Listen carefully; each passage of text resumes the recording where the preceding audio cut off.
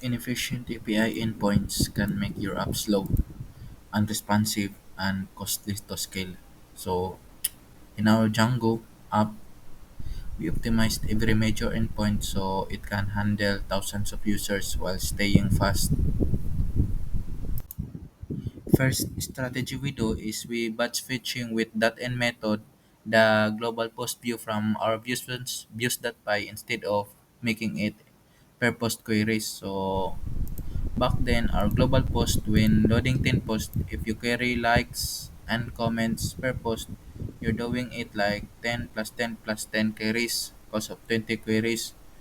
Now, using our .n method, this reduces 10 queries to just one for likes and one for comments, making it like 1 plus 1 equals 2 queries instead of 20 back then. So this is really blazing fast and really cost effective. The next strategy we've done to achieve efficient API and database queries is we have the paginated fetching with offset and limit. So for example, the problem before our views fetch all records at once. That result an overload API and front end. So our fix is we add an offset and limit to each paginated API. So for example, we have an offset code in our function load user post views.py, load user post view in our views.py file, and then in JavaScript we keep track of the offset and then call the API like this in the screen. So why this works? You fetch, using this code, you make it fetch only a few posts at a time. So this keeps the UI responsive and the back end light.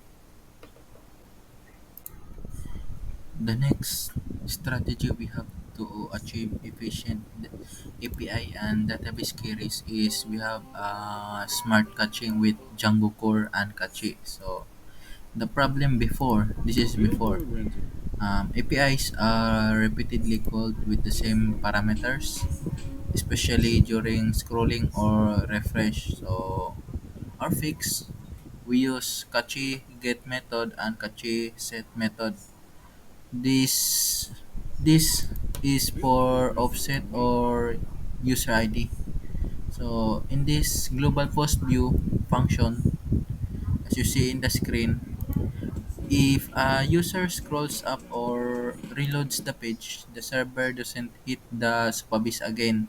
So it uses fast and local memory cache. So this saves money and time and load. So money equals data anyways. So that's it.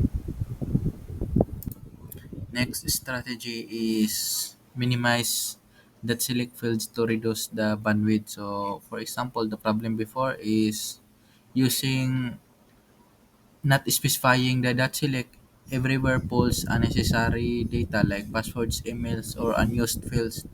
So we specify our dot select, for example, in the code shown in the screen.